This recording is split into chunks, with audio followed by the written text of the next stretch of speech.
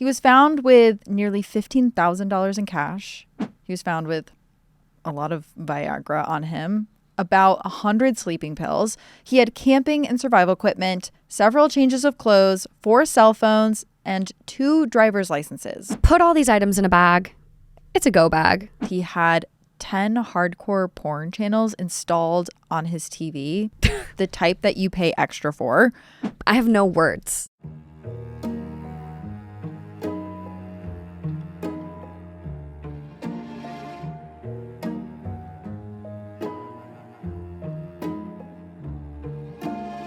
Hi, welcome to Clues, where we sneak past the crime scene tape to explore the key evidence behind some of the most gripping true crime cases. And these aren't just ordinary cases. They're complex puzzles where forensic science, investigative techniques, and sheer grit collide to uncover the truth and deliver justice. I'm Kaelyn Moore, and I'll be piecing together the timelines and bringing the history to break down the hard facts of these cases. And I'm your internet sleuth, Morgan Absher. I'll be diving into the theories and pulling at the threads of these cases that seemingly add up, or don't. So you've probably heard of the Laci Peterson case. It's one of the most infamous criminal trials in recent history. A pregnant Laci vanished without a trace in 2002. But what you might not know is how a few key pieces of evidence shifted the investigation and ultimately led to a conviction, one that some people think they got wrong. Stay with us, because we're about to break down the details that had the entire country captivated back in 2002 and still have people actively debating to this day. Okay, here we go.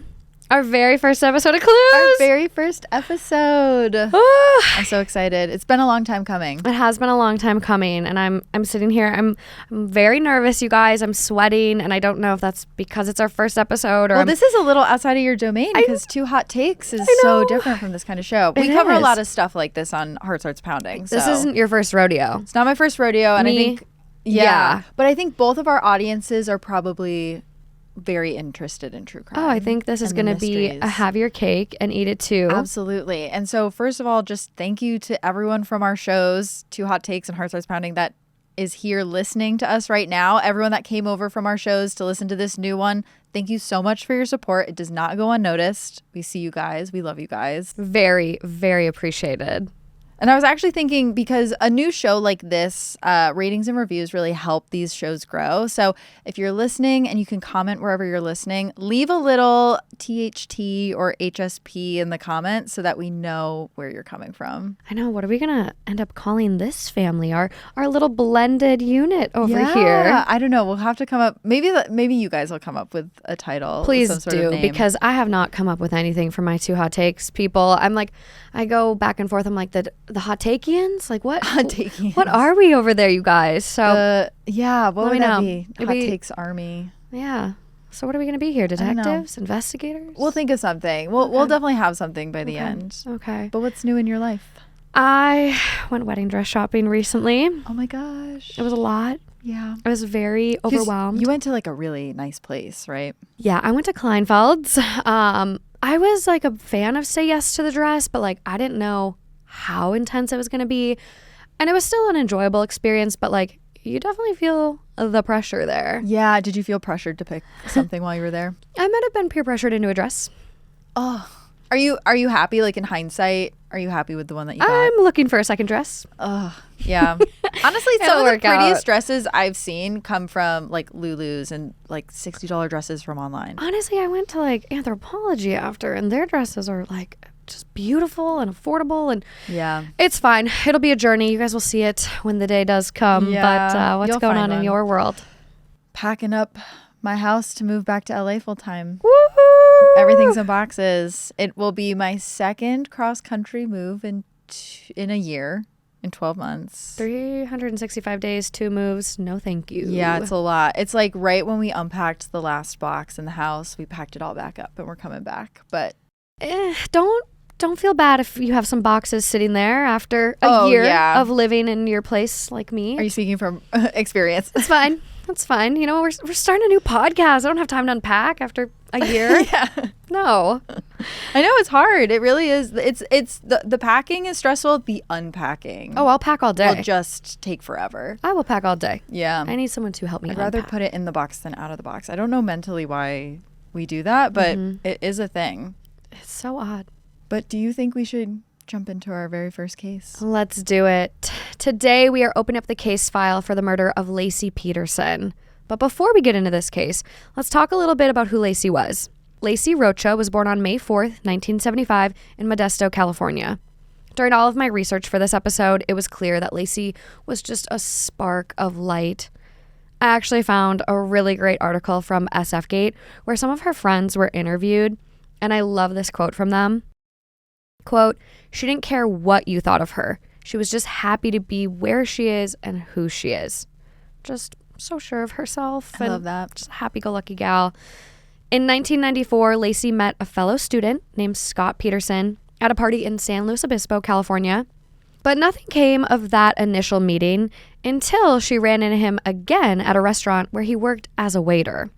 She was so smitten with him, and in a bold move, Laci actually gave Scott her phone number. Brave woman. There's actually an article I found where Laci's mom, Sharon, recalled her calling her after this meeting and saying she's met the man she's going to marry. And her mom asked if they had even gone out yet, and Laci replied, "Not yet, but we will." Like she knew, she had a feeling. Yeah. She wanted what she wanted, and she was going to make it happen. For their first date, Scott took Laci on a deep-sea fishing trip, but apparently things didn't go as planned because Laci ended up getting seasick.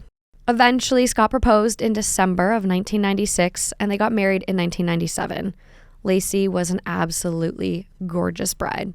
In 2000, they moved 200 miles north to Modesto, California, so that they could be closer to Laci's family and really start building their life together. Laci loved being a wife. She loved watching Martha Stewart, cooking, and everything that really went into being a homemaker. But what she really wanted was to be a mother.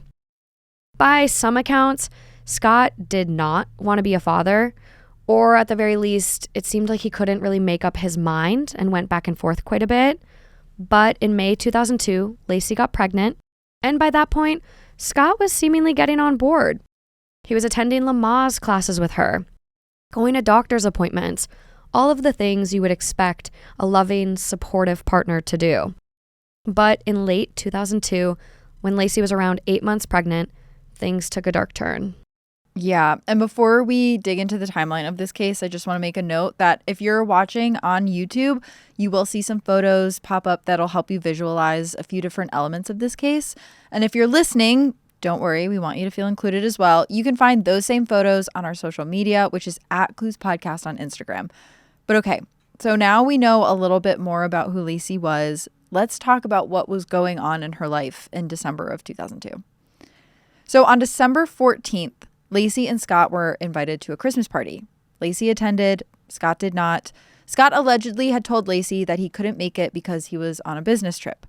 On December 23rd, Laci spent that day running errands. She and Scott went to a doctor's appointment, and she also visited her sister, Amy Rocha, so Scott could go get his haircut. And that evening, she called her mom, Sharon Rocha, to talk about their plans for the next day, which was Christmas Eve. And that's when Laci confirmed that she would be having dinner with her. At some point on December 24th, 2002, Laci disappeared. According to Scott, this is how the day went down. He left the house at 9:30 a.m.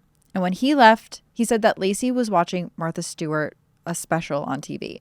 And he said that there was something about lemon meringue on the TV. He remembered like that specific detail about what she was watching.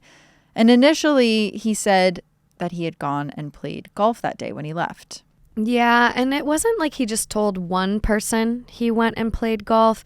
He actually told 4 different people that he played golf that day, but his alibi quickly shifted. Yeah.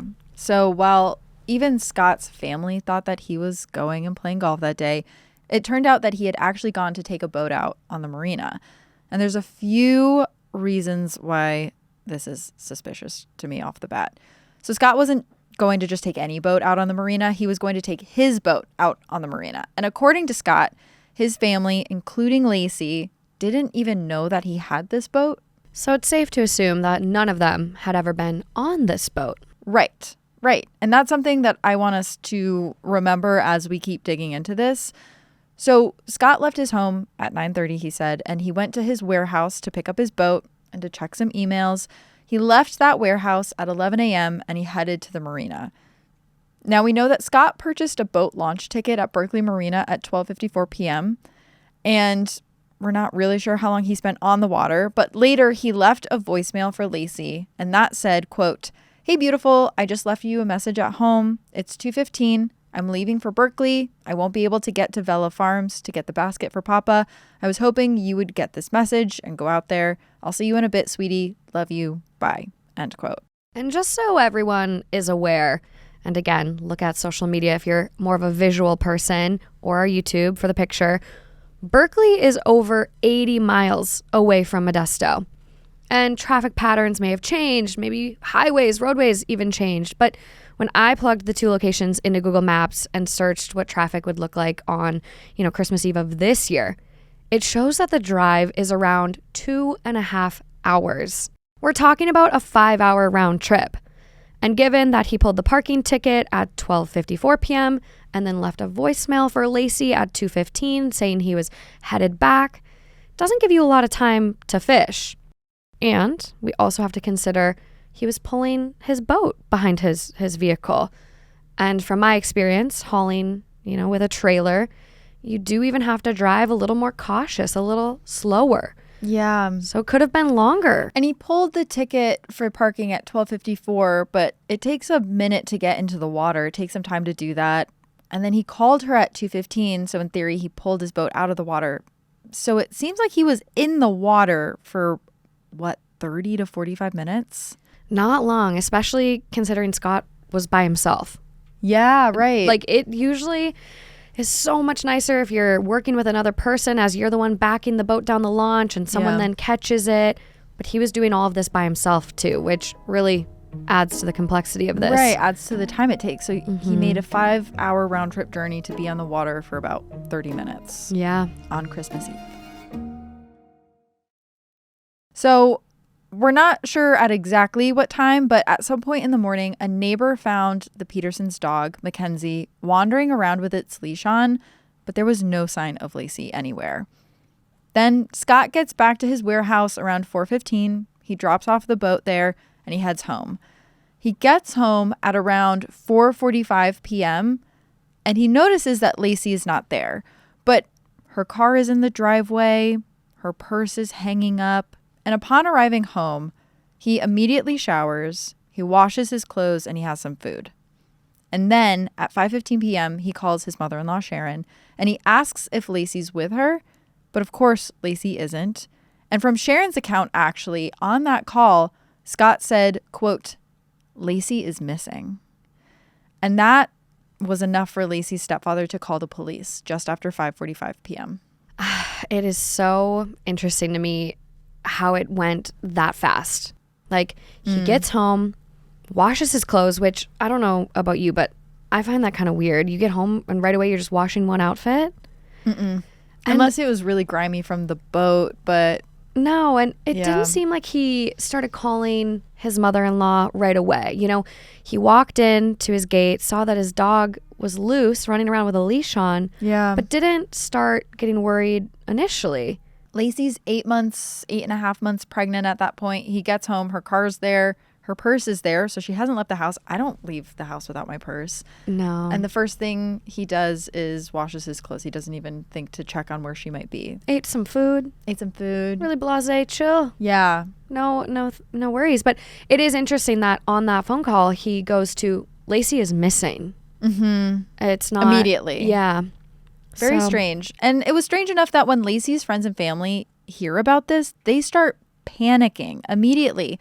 She's pregnant. She could be hurt. She's missing. What if she fell somewhere? So many things are running through their minds. And Scott, during this time, seems unusually calm. He's described as being detached and nonchalant about it. And also, as a quick note here, after Laci was reported missing, the police start becoming a little suspicious of him because of this strange behavior. And so days go by and there's no sign of Laci. On December 31st, they actually ended up having a candlelight vigil for her. And this is where I need to interrupt you a little bit. Yeah. So remember how earlier it was mentioned that on December 14th, just 10 days before Laci's disappearance, that she had gone to a Christmas party without Scott? He was on a business trip. He couldn't make it. Well, it turns out that Scott did go to a Christmas party that night on the 14th, but it wasn't with Laci. It was actually with a woman named Frey, who also happened to be Scott's mistress. And not only did Amber have no idea that Scott was married at the time of Laci's disappearance, he also had allegedly told Amber that his wife was dead. From an article I found, quote, before Laci disappeared, Peterson told Amber Frey he had been married, but that he had lost his wife and that this would be his first Christmas without her. And during this time, too, Scott was calling Amber a lot, like while everyone was out there searching for Laci. He even called her during that candlelight vigil that happened on December 31st.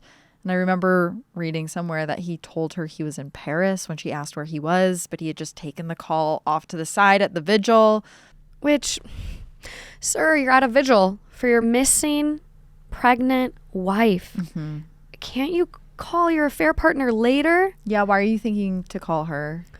It's not just this. There's a lot of comments that Scott made to Amber that she shared, with police and all throughout this investigation. But there was one that really alarm bells went off for me when I heard this. Amber mentioned that on December 23rd, Scott had actually called her and talked about wanting to go get a vasectomy. And as we know, December 23rd, he was at a doctor's appointment with Laci. Seeing an image of his almost fully formed son. Weird. Thinking about a vasectomy and calling his affair partner. What? The timelines. And it's at this point, too, that his behavior becomes even more appalling and bizarre because around this time, too, the police are calling Scott with tips saying that, someone 90 miles away said they thought they saw Laci at a record store. You should call them and you should see what's going on. And even his friends were calling him saying, like, I was listening to the radio this morning and someone on the radio said that they saw a pregnant woman who looked like Laci around this area. You should call this police precinct and see if they got that tip too. And every time he would get these phone calls, he would tell them, yeah, I'll check in on it. Or he'd say, I looked into it. I called them. They said it was nothing. But at that point in the investigation, the police were tapping Scott's phone. And they knew that he was not following up on any of these leads, even when he was telling people that he was looking into it. And to me, that's kind of because he knew that there was nothing that would come from any of those leads. It is quite bizarre. You would assume as someone who had a wife that was missing, he'd be going above and beyond, making every call, making sure every lead was thoroughly investigated and following up and all of this. And he wasn't. There's even one account where he was talking to someone and was telling them, yep, I'm standing by at an airport, ready to hop on a flight and go and investigate if I need to. And he was nowhere near an airport at that time. It's so bizarre. And I was also reading actually how before this whole thing really became like a big national case, right when Laci and Connor disappeared, Scott tried to sell his house. He wanted to sell the home. And when they asked, when can you move out? He was like, no, fully furnished. Like they can just have everything in the house. So he clearly wanted to get out of the house really quickly. And people at that time too, like his friends and family were saying, Scott, your wife is missing. Mm-hmm. Like, what if she comes back? What if she's being held hostage and she comes back, or she hit her head and she's disoriented and she wanders back? The first place she's going to go is your home. And you want to sell the whole thing and move away? It wasn't just the home either. He actually ended up selling Laci's car. Making decisions that, you would make as a couple, or, hey, we don't have answers yet. It's only been, a little over a month at this point, and he decides to sell her car. What's she going to drive when she comes back? Yeah. So that was really kind of goofy to me. And it gets even weirder when, later on, family and people start going into the home and they notice that Connor's nursery, something Laci had really spent time preparing, Scott had ended up turning into a storage unit, basically. Yeah, wasn't it like it was full of junk? There I was saw pictures of it. There was stuff everywhere. Yeah. Everywhere. And he did end up getting a storage unit, interestingly enough. And this might be the worst one for me. In that unit, in a wastebasket, was Scott and Laci's wedding album. Wow. Wastebasket. Garbage can? Discarded it. You don't want that? I mean, interesting. It doesn't really sound like someone who thinks that their family's coming back. And I will say, I think maybe the weirdest one for me is that after Laci went missing, within 2 weeks about, one thing that Scott did was he had 10 hardcore porn channels installed on his TV, the type that you pay extra for. And according to reports, they were added around January 8th of 2003. So not even a month later, he's having his cable package upgraded so that he can get those 10 channels. No, not even a month. Wait. It's really, like 2 weeks. Really bad at math here, guys, but yeah. Yeah, December 24th to January 8th. I have no words. Yeah. I'm literally makes sitting my here. Skin crawl. I have no words. And you could say everyone handles traumatic, difficult, scary life events differently. But for me, if my partner was missing, that would be the last thing on my mind. And it's all of these things adding up together. If that were the only weird thing, you might be given a pass because of grief. But it's just when you add all these things up together, it starts looking like a really weird picture. Yeah. Yeah. It's very apparent at this point that Scott is really just withdrawing from the investigation more and more each day. He's honestly, seemingly, to a lot of people, uninterested. Definitely. And throughout this entire time, while his pregnant wife and unborn child are missing, he's still actively talking to Amber. And we know a lot about this because his phone was being tapped by police. And it's somewhere in here, too, that Amber actually becomes aware of Laci's disappearance because a friend of hers tells her about it. And apparently, Scott didn't mention that Laci was missing until early January of 2003.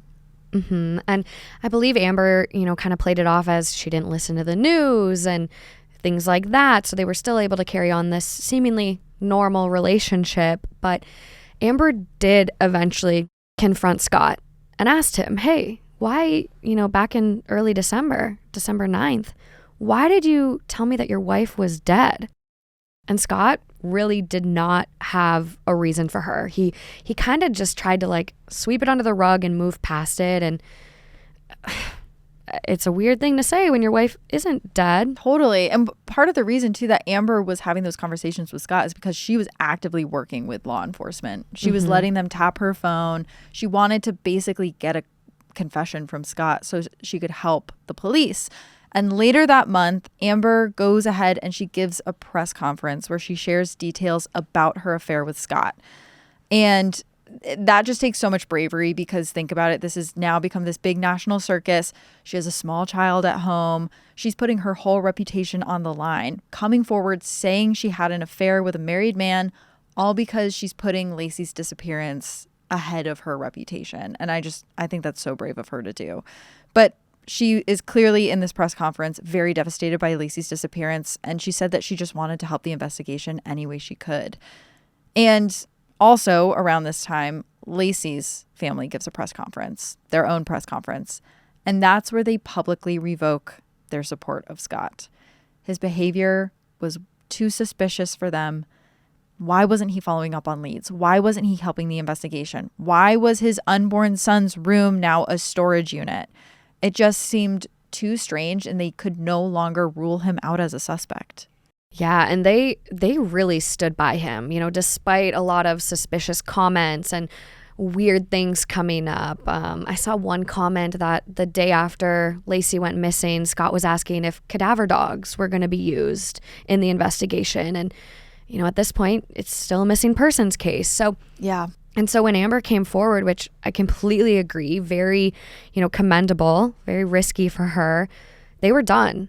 And at this point, there's some comments that Sharon actually went to Scott and said, where is my daughter? That's so devastating for a mom to have to ask her son-in-law that. So in late January, Scott decides that he wants to try to save his image. He knows that this is becoming a big spectacle. He knows everyone's turning against him. So he has the bright idea to do an interview with Diane Sawyer for Good Morning America. And I don't know if you've seen this interview. It is a unmitigated disaster. I've seen some of the clips, but why was it such a disaster? Like, what? It's just so clear he's lying the whole time. Diane Sawyer's asking him these questions and he's saying things that directly conflict with other things he said. And she calls him out on it too. She's like asking him about the affair. And he says, you know, Laci knew about my affair with Amber and she was actually okay with it. And Diane Sawyer's like, your 8-month pregnant wife was fine with the fact that you were having an affair with another woman. That doesn't make any sense to me. And he's like, he said something stupid like, well, no one knows our relationship but us. And no one bought it. Like, it really tanked his reputation even more than it was already tanked. Well, and didn't he try to lie about the picture that came out about him and Amber too? Oh, yeah. Like, one of these pictures from the holiday party he went to with Amber, it ended up getting sold to a tabloid from someone. It was a company holiday party for her. I don't know. It got sold. And he tried to be like, is that me? Yeah. Sir. Oh, is that supposed to be me? It's clearly you. Yeah. And after that horrible interview, Amber completely cuts off contact with Scott. And then in mid-April of 2003, this is almost 4 months after Laci went missing, the bodies of Laci and her unborn son Connor were discovered washed ashore. And that kind of leads us to our first clue, which, Morgan, do you want to get into that? Yeah. So clue number 1 is autopsy report. At this point, all hope that they would be found safe completely vanished, as Laci and Connor's bodies were found on April 13th and April 14th, 2003. And we have some details from this autopsy report, but it is pretty graphic, so listener discretion is advised. If you guys want to skip past this, markers will be in the description. Please feel free to do so. According to the autopsy, Laci's head and parts of her limbs were missing, but her cause of death was labeled as undetermined because there was no evidence of any man-made wounds. Basically, there was no way to definitively say what happened to her and Connor with 100% certainty. Laci's autopsy revealed that she had cracked ribs and her uterus and cervix were still intact. She was missing almost all of her internal organs, but the examiner speculated that the uterus was okay because of its location anatomically, and it was, deeper in the pelvis. And this did provide some info. It showed that, she never went into labor, no baby passed through the birth canal, and that will come up in our discussion. Yeah. The right side of Connor's body was mutilated. The medical examiner pointed out that the baby's umbilical cord appeared to be torn. It wasn't cut or clamped as you would see in normal birth practices. According to that same forensic pathologist, Connor was in the womb until shortly before the bodies were found. But it's unclear how he came out of her body due to the condition Laci's body was found in. Reports also say that there was a piece of plastic around Connor's neck and that there was also tape on Laci's lower torso. The medical examiner said that he believed the plastic found around Connor was debris. There had been a storm, recently, and concluded that. But he did say that the duct tape was deliberately placed, or appeared to be. Yeah, interesting. And something I think that is crucial to mention here is where the bodies were found. And that is near the Berkeley Marina, the same place that Scott claimed he'd been fishing on the day that Laci disappeared. The same place he handed over that parking ticket to investigators. Puts him at the scene of the crime. At the scene. Wow. Well, on April 18th, just a few days after their bodies were discovered, Scott Peterson was arrested at Torrey Pines Golf Course in La Jolla, California, where he was meeting his dad and brother. He had dyed his hair and his beard blonde. I don't know if you've seen photos of this. He did a bad job. It's not good, you guys. No, it's like bright orange. It looks like he just did it in his bathroom at like 2 a.m, like we bad all did in middle time. School. Exactly. Yep. And so he tried to say that, my hair is orange because I didn't want the press to recognize me. I want to be able to do things with my family and not show up on the tabloids. But there were some things found in his car that really don't make a lot of sense. He was found with nearly $15,000 in cash. He was found with a lot of Viagra on him, about 100 sleeping pills. He had camping and survival equipment, several changes of clothes, 4 cell phones, and 2 driver's licenses, his brother's and his. And he claimed that his brother's license was being used to get a resident discount at the golf course. But it's not really clear how he tried to explain away the other items. Yeah, I believe they found not 1, not 2, not 3, but 4 cell phones in this bag. And which, put all these items in a bag. It's a go bag. Yeah, that's what everyone was trying to say, right? Because he's like an hour basically from Mexico. He had already been talking about leaving the country when he called the cable.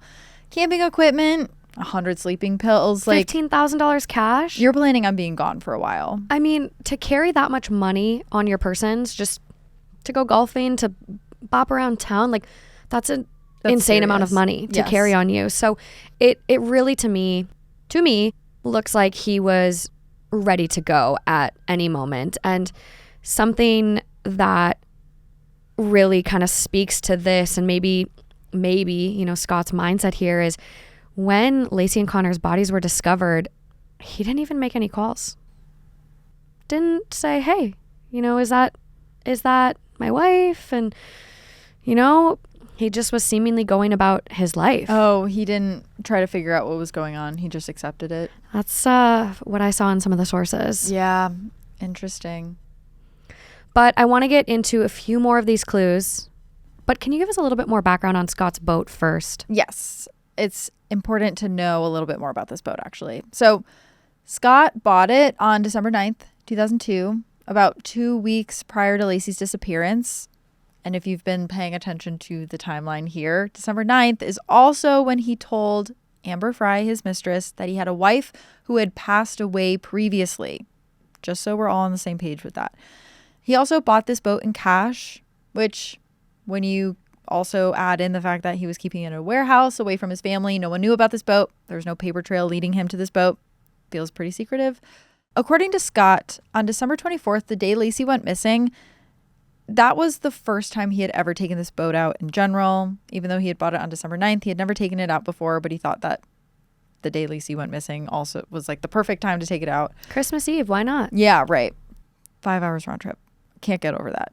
Scott himself even said that Laci had never been on this boat before. But one of the biggest clues in this case was found on the boat. Which brings us to our second clue, which is 2 dark strands of hair that were found in a pair of pliers on Scott's boat. Initially, it was reported that only 1 strand of hair was found, but months later, it came out that there was actually a second strand of hair that was found in the evidence envelope. And investigators sent this strand off to the FBI for testing, and sure enough, it came back as a match for Laci. And eventually, the prosecution for this case argued that because Laci's hair was found on the boat, it meant that she had been on the boat. If not when she was alive, then when she was dead. Because hair wasn't just found on clothing. It wasn't just found strewn about in the boat, like maybe it had gotten on Scott's shirt and fell off, whatever. It was wrapped up in pliers. Yeah. Which is a very strange spot for the hair to be. I mean, it would seemingly have to be kind of intentional for it to get caught. I shed everywhere. Like if you went and looked in my car right now, there'd be blonde hairs everywhere. Yeah. But it was the fact that they were wrapped up in those pliers. And it's not odd for someone to have pliers on a boat, especially when fishing. You could use them to take a fish off of your hook or cut a line that got tangled or whatever. It's not that. It's the fact that by his own admission, Scott said Laci had never been on the boat. Right. And again, too, it makes me think about how maybe there was a chance that he hugged her goodbye in the morning, hair got on his shirt, it got onto the boat. But we're never going to know that because Scott washed his clothes the second he got home. So all of that evidence is gone now. But there's also another major clue in this case that's tied to this boat. Yeah. Clue number 3, the cement anchors, which is a clue that is sometimes not even mentioned in documentaries or podcasts that you see on this case because it is so contested. And at first, I was envisioning kind of that standard ship anchor the nautical one. Sometimes people have as decorations in their home. Yeah. But this anchor was not that. This was actually a bucket anchor. It basically looks like you took a small bucket and just poured cement in it. It has the same shape. It's cylindrical. It's a little wider on the top than the bottom. Sometimes you put metal rebar at the top to be able to tie a rope with it then. Right. It's a very common way to DIY anchors if, you want to save a little money and not buy an actual one. Yeah. And there's even videos that walk you through it on YouTube. So not that odd. And I did find a report that said that Scott went out and bought cement not long before Laci disappeared. And buying cement in itself is not suspicious. I mean, I use similar cement anchors for my stands at my podcast studio. Right. Just buying the cement or making an anchor is not really the thing that makes him look weird here. It's about what Scott did with that concrete or says he didn't do with the concrete that makes him look suspicious. Yeah. When investigators went to check out Scott's boat, they found that inside of the boat there was a homemade concrete anchor that he had made. But as they're looking around his warehouse where he keeps this boat and made the anchor, there's concrete dust everywhere. It's all over the boat, the floor leading out of the warehouse onto the sidewalk outside. They actually even ended up finding some concrete in his home. Wow. And in a boat cover for the boat that was then found in the shed later, covered in gas, but we're not going to go there. Side note, yeah. Most of this concrete dust was nearby where Scott said he had made the anchor, but investigators noticed that there's also 4 indentations of where it looks like additional anchors could have been made. I mean, there's dust everywhere, which kind of messy for making one anchor, but there's also no dust in 4 other spots. So imagine you're making a pastry or putting cinnamon on the top of a coffee. Yeah. You put a stencil there, powder your sugar. Where you pick up the stencil, there's no powdered sugar. Right. That's kind of what investigators thought they were seeing in Scott's warehouse. So it's not that they had seen the anchors, it's that they saw where they thought the anchors were made. Yeah. And then assumed that there were 4 other anchors made. Yeah, and we do have the pictures. It's a little difficult. Yeah, I know some people were describing it kind of like a Rorschach test. Like what is that? That's where you see the blots. And they're like, what do you see in this? It maybe describes your childhood or whatever. But so some people, when they see this photo, they see the indents. They see exactly where the anchors were. And some people are like, what are you talking about? There's definitely not indentations for anchors there. Mm-hmm. I've seen it. I think it looks like there were anchors that were made there. But some people, especially people who think Scott's innocent, like really don't see those indentations. I mean, the fact that there was this dust everywhere to make just one anchor, kind of odd. Right. But Scott also told police that he used only part of a 90-pound bag of concrete to make this single anchor that was found on his boat. But there was way too much concrete missing for only one anchor to have been made. Right. So then where is the rest of the concrete? So Scott claimed that he used the rest of the concrete to pave his driveway. And this is really where the point of contention is for this piece of evidence. A witness for the prosecution testified that the concrete in the driveway did not match the material used for the anchor. But a witness for the defense testified that they were a match. I believe one of Scott's lawyers even said, like, oh, it is a match, but there was gravel on the driveway and it got mixed in. And so it's hard to determine, but conflicting, and again, why it's contested a little bit.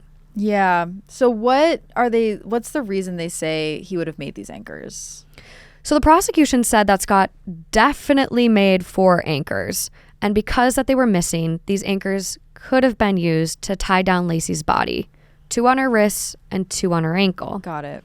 And now this is where, if you turn to Reddit a little bit and get into the subreddit for this case, that you will see a lot of people question, like, how did the hair get in the pliers? And a lot of people speculate that when Scott was attaching these anchors to Laci, he might have actually put one of these cement anchors around her neck. And as he was twisting whatever wire or material he used to attach it, that is how the hair then got twisted up in these pliers. Yeah, that makes sense. So let's just say there were 5 anchors in total. Why would you need that many for a quick fishing trip? What are the chances that multiple anchors would go missing? Anchors are, made with a specific purpose. If you're going to DIY these things, you're making them to use fishing again and again to keep your boat in place when you're casting out your line. And once you're done, you reel it back in. But something investigators noted here is there was no rope found on Scott's boat. Oh, because obviously you would use rope when making anchors because you have to pull them back up. You don't just leave the anchors. Well, also because, you don't leave anchors down there and then just like boat away. But leave also, no trace. They have to be attached to your boat somehow to hold it in place. Right. And there was actually an expert witness that took the stand and implied that the one anchor that was found on Scott's boat wouldn't have even been enough to hold that boat in place in that bay with the currents and everything. I mean, it's the ocean. And I remember reading that the anchors were about 8 pounds a piece, right? So I was very surprised when I saw the picture. Yeah, one 8-pound anchor isn't going to keep... I know his boat wasn't that big, but it's not going to keep the boat in place. But still, we do have the fact that the others were never found. Right. But maybe if he had 5 in total... Yeah. So there was actually something interesting I found about the anchors, and it comes from this guy named Jeffrey Bear. So he helped lead more than 15 diving expeditions off the Berkeley Marina to search for Laci. And one of the defense's points was that these anchors were never found, so how do we even know they existed? Sure, there was concrete missing and the imprints in the dust, but still. So Jeffrey testifies during the trial, and he says that there's thick mud, there's strong currents, there's dark waters, and strong surges in the marina. And that can make it virtually impossible to find equipment like anchors, even when you know what you're looking for. So basically, there's a ton of muck down there, and Scott's anchors were small. Some reports say that altogether they were 30 pounds, each of these like little 8-pound things. So to this diver, it made sense that the anchors were just never found. It's totally reasonable to say that they just got lost down there, but they still existed. And to emphasize his point, he actually told a story on the stand about when his crew accidentally dropped their underwater sonar device in the water during the search for Laci. And it took 4 different diving trips to find it, even though they knew exactly where they had dropped it and where it had landed. And that's crazy to me. You have a professional, a trained diver knowing exactly where an item he lost is, and he couldn't find it right away. Like, it took 4 different subsequent dives to go back and get it. Then you're not going to find those little anchors. No. And like, being from Minnesota and spending a lot of time out on the lake, I've dropped cell phones, I've dropped sunglasses, and sunglasses go off my face right in front of me. I see them sift down through the water. I know where they land. Yeah. I can't find them. They're gone. Yeah, absolutely. So it does make sense that despite having this device and technology, that he wouldn't be able to find these anchors. Yeah. Especially, I mean, it's a vast body of water too. Yeah, absolutely. And again, in my mind, as I said, like, leave no trace. Yeah. Why would Scott want to make anchors again and again and again? You make your own anchors to save money and DIY them. Right. So you're not just like disposing of them in the marina and then making more. It's weird they would go missing. Yeah. Another thing that was brought up a lot during the trial is that Scott had owned boats his whole life. It wasn't weird for him to be out on the Berkeley Marina, they say, because he did love to go out on boats. We have all of this recorded history of him loving going out on boats. Yeah. Even though, his family didn't know about this specific boat, whatever, it was like common for him to own boats. But another interesting thing that the prosecution brought up during the trial was that Scott researched the tides in the San Francisco Bay the day before Laci went missing. They try to say that this was weird because Scott was probably looking for the perfect place to drop her, knowing that the tides would carry her out instead of washing her back ashore. But I will say it's not that strange to look up the tides before you go fishing, before you go out on your boat. Also, there's like the argument too, I read about this on scottpetersonappeal.org, which is like the whole layout of the he is innocent case, if people want to look that up. But they really say that, on these websites he was on, it wasn't really the tides. There were websites for other things, and the tides happen to be on the websites. It's like when you go on a website and there's an ad for something else, you're not really searching for that thing. It just happens to be on that website. So there's the argument that he wasn't even really looking for the tides. But on that initial seized computer that they found, the browser history also showed someone conducting searches on December 8th for boat ramps on the Pacific Ocean, and then examining nautical charts, currents, and maps for the Berkeley Marina and San Francisco Bay, including the area around Brooks Island. If we're looking at what Scott even said on Christmas Eve, going fishing was a game time decision. Right, he said it was a last minute The decision. weather was too bad for golf, which, okay, weather too bad for golf, a seemingly easy pastime. You're going to go out on the ocean. Yeah. But he was searching these things back on December 8th. And you were saying, too, that he also was looking up specific types of fish. He sure was. Yeah. So there were a bunch of different visits to fishing-related websites, and he was looking up sturgeon and striped bass. And based on what Scott said, he said he was trolling, using bait dragged behind the boat to catch these fish, and he was using lures. Well, they actually had a witness take the stand, a fishing expert, and said that the time of day would be wrong for those types of fish. Yeah. The area was wrong, and you can't even troll for that kind of fish. It's like against the fishing rules, laws. Yeah, right. Which he would have known because he was researching. He was researching. He seemingly should have known. But, I mean, from the lures being wrong, those sturgeon like live bait, it didn't add up based on expert testimony. Yeah, and I've been fishing twice in my life, and both times were like 10-hour endeavors. It's an activity you do for a really long period of time, but we have already talked about the fact that he was probably on the water for 30 minutes? Not very long, and something that is literally just coming to my mind now, there's no mention that he ever caught a fish. No, I didn't read anything anywhere that he had caught a fish. Which the expert did say wrong time. Yeah. I believe the expert said if he wanted to catch a fish, he should have been coming back from the marina at around 10, not going there at 10. Yeah. It just didn't make sense. And especially for someone that was familiar with boats and fishing. Yeah. It just was not adding up. Yeah. Earlier, I briefly mentioned that the police were pretty much immediately suspicious of Scott after Laci disappeared. And they ended up placing a GPS tracker on his car. And I know that this is something you've done a whole deep dive into. I went down the rabbit hole on this section specifically. And this is something that comes up quite a bit in court documents. First and foremost, my question was, how is this legal? It was. Investigators went by the book. They got a warrant to do this, and it did allow police to place surveillance outside the Petersons' home and add these GPS tracking devices to Scott's vehicles, which included a series of cars and trucks that he rented for a few days at a time because his truck had been impounded. Oh, wow. Weird. I didn't read about that. Yes. So we do have data that places Scott at the marina at least 3 different times in rented vehicles.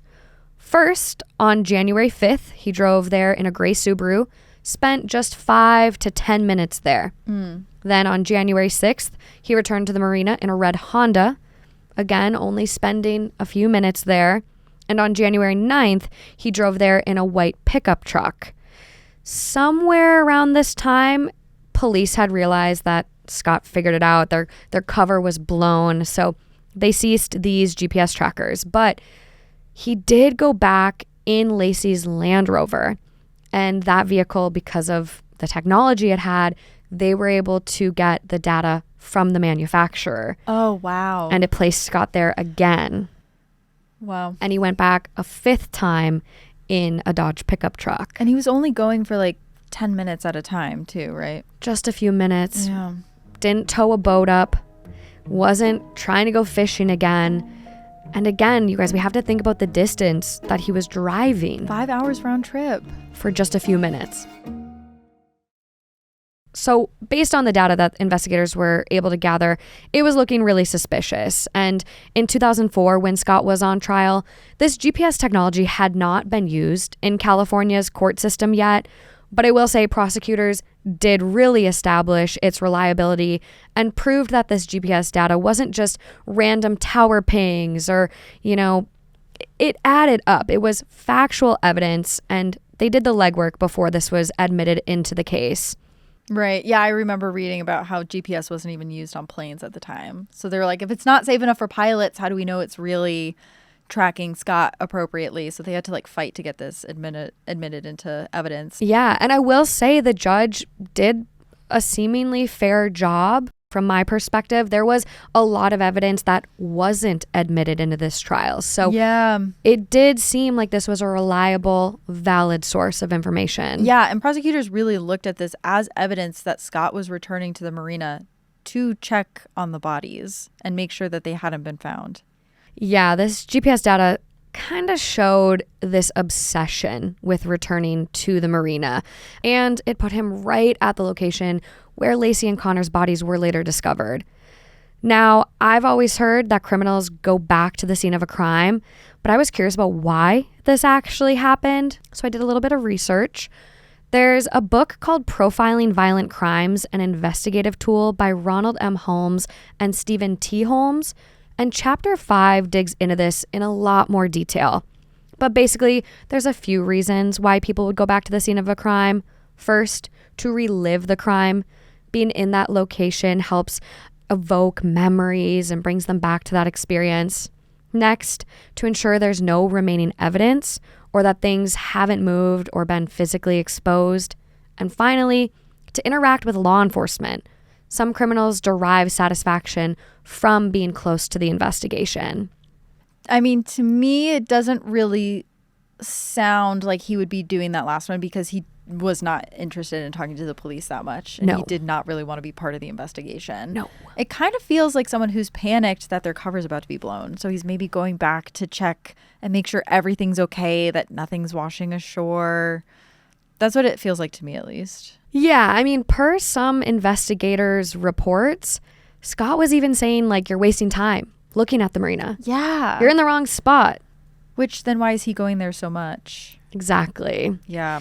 To me, it really seems like Scott wasn't this worried husband searching for his wife. It goes back to he knew where they were, and he was making sure that they didn't surface. Yeah. So Scott's trial began on June 1st, 2004.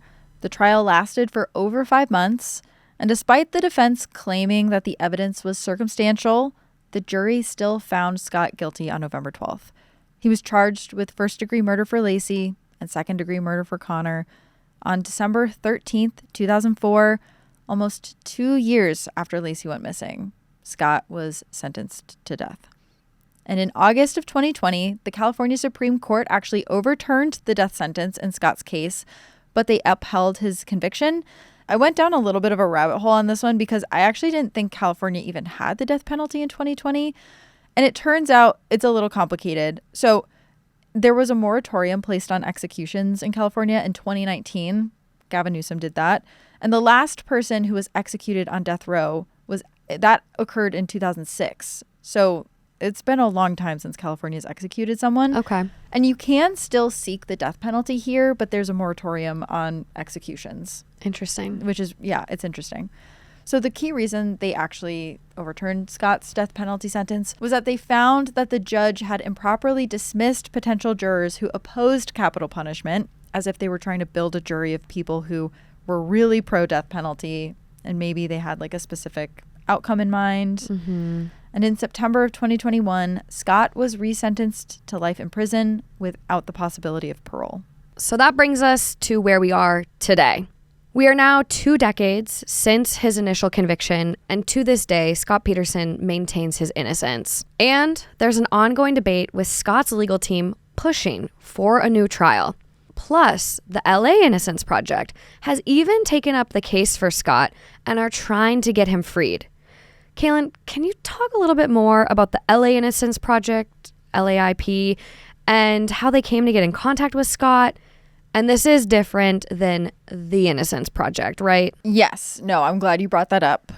So actually, when the LAIP took on this case, the Innocence Project basically tweeted saying, that is not us. We are not affiliated with this. Keep Please. my name out your mouth. No, literally. They were like, we are not taking on the case of Scott Peterson.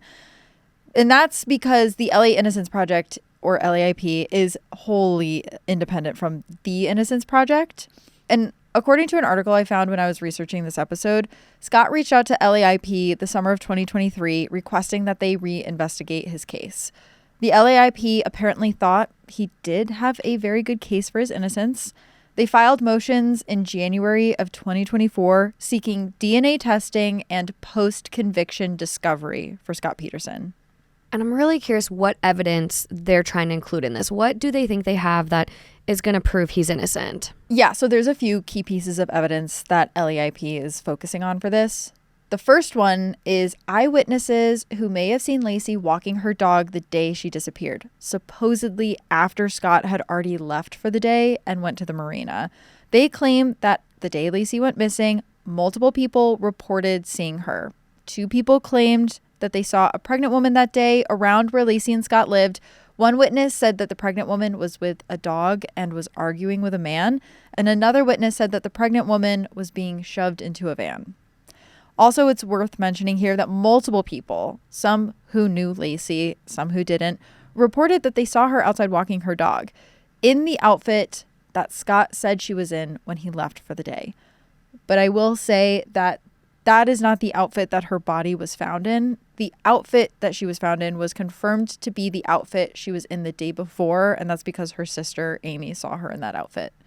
Yeah, I will say this is something the subreddit has really picked apart.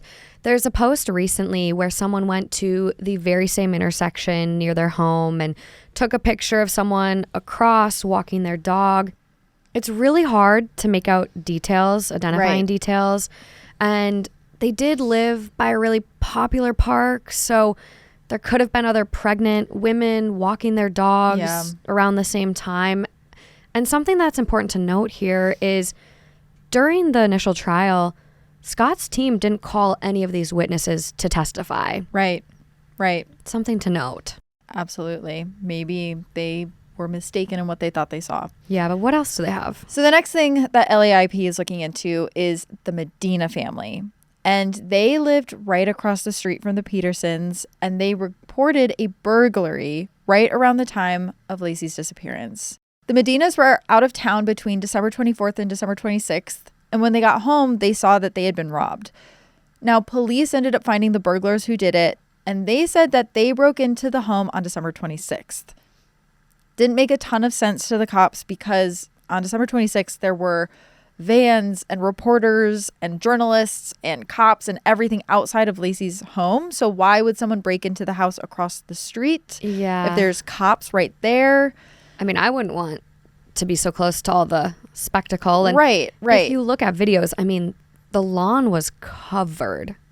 Yeah. But it was everywhere. And, you know, when they talked to the burglars, they did say that they remembered seeing the whole, like, circus that was happening outside of Laci's home and thinking, oh, that's weird, and then still robbing the house. So it seems like it could have been that day still. Also, I guess, like, there's something to be said about maybe, like, it's so crazy over here.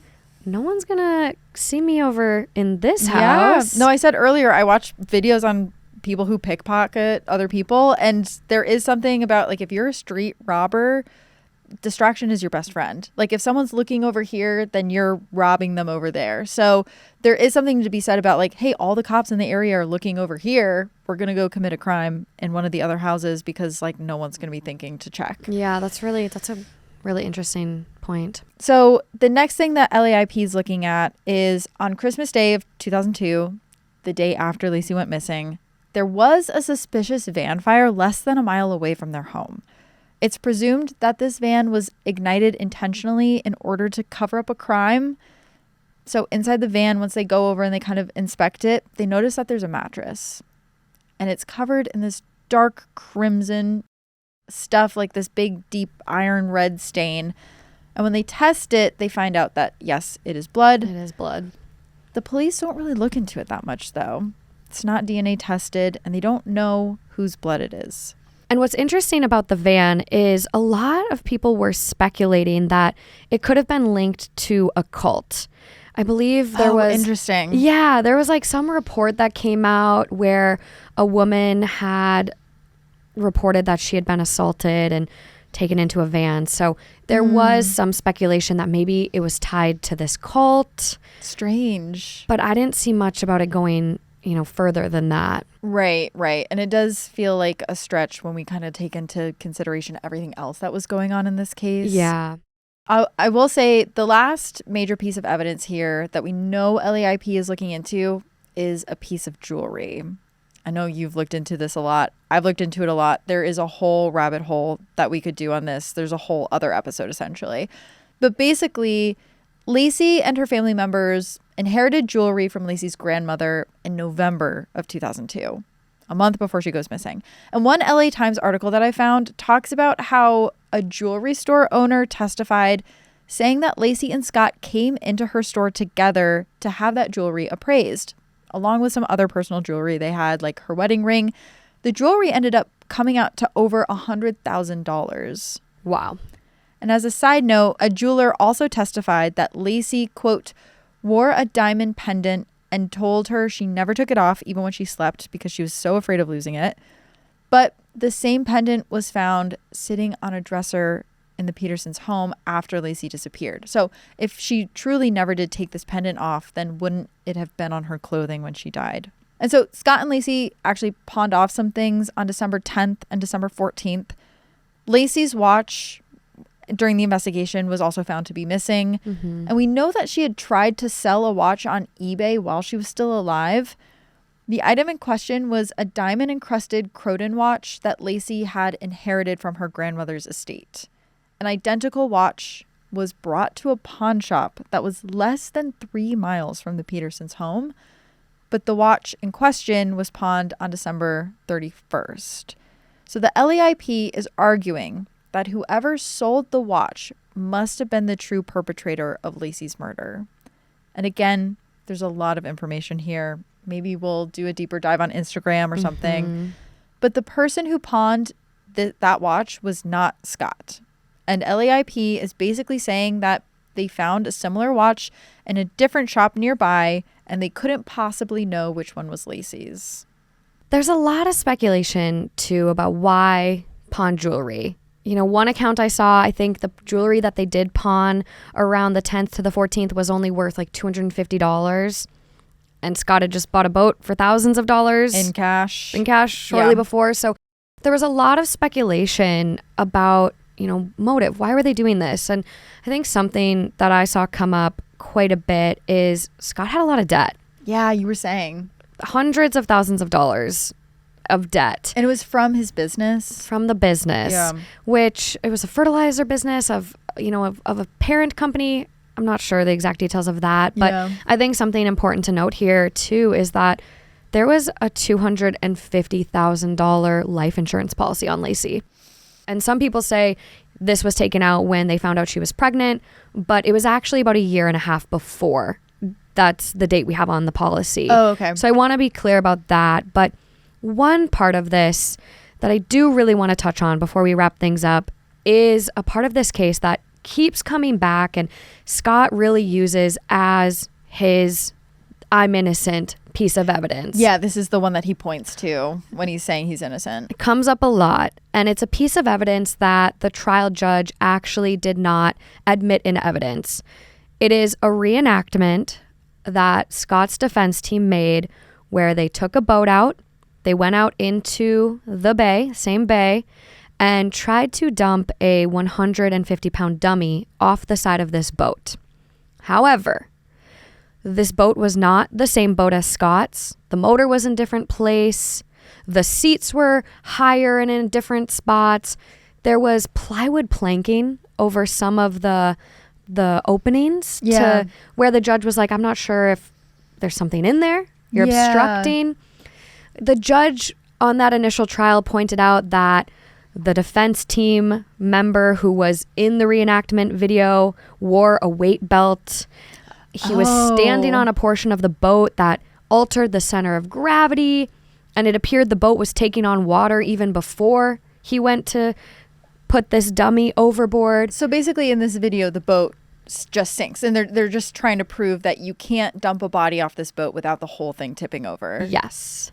Right. And but it's not the same boat. It's not the same boat. And there's other podcasts and other things I've listened to that they bring up this boat as this big piece of evidence as to why maybe Scott didn't do this. Yeah, Scott couldn't have done it because everything would have tipped over. Yeah. Yeah. He would have fallen in. The boat would have capsized.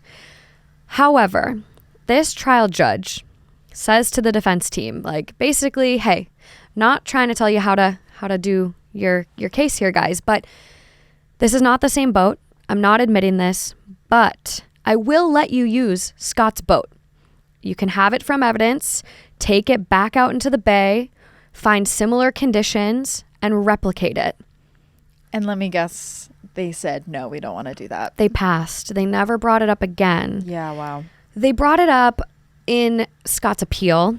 They basically said that one of the judge's conditions, which was having a member of the prosecution present, violated his rights, or it wouldn't make it fair. And that's where they're mentioning it again, current day. But him and his team were given the opportunity to reenact it with the boat, with similar conditions. To show that it was physically impossible, without a question, you are innocent because you could not have done this. Yeah, and they chose passed. to not. You know, they passed. And I don't know why. If I was trying to prove my innocence and I said I didn't do that and it's impossible, I would have taken that boat from evidence. Of course. But of course. They didn't. They ended up passing. Yeah. And one thing that I was thinking of actually when you were talking about Scott's debt is if he was in so much debt, you know, it's weird that he bought the boat in cash. He was having his wife pawn her jewelry.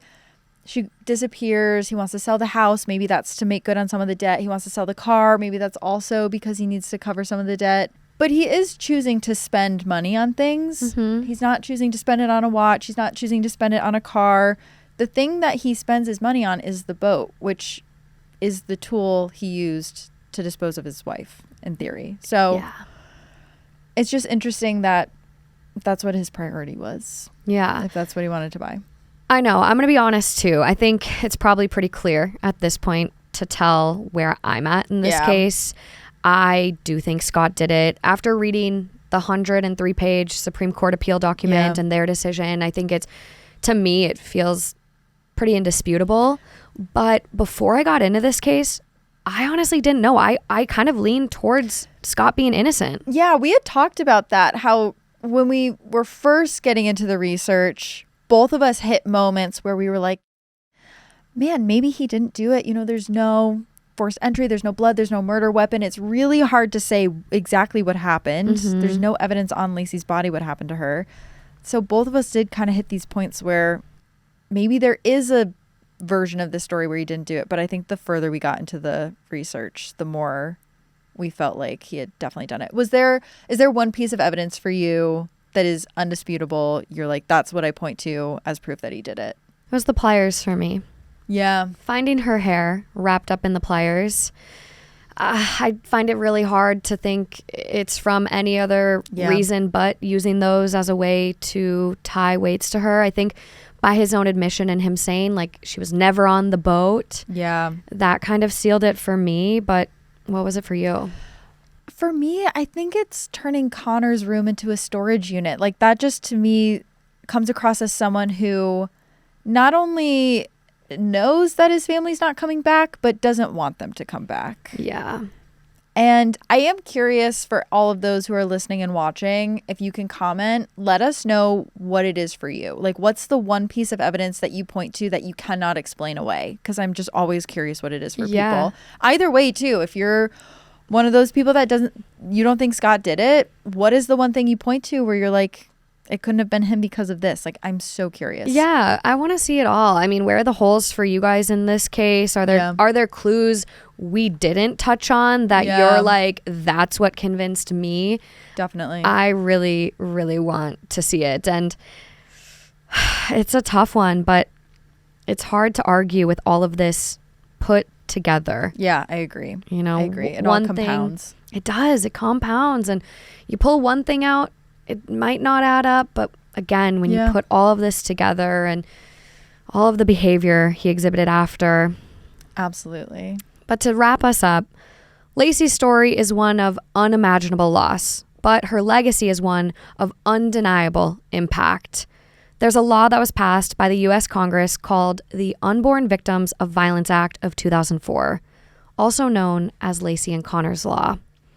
This law recognizes any unborn child as a separate legal victim if they're injured or killed during the commission of certain federal violent crimes, even in instances where the perpetrator may not know the woman was pregnant.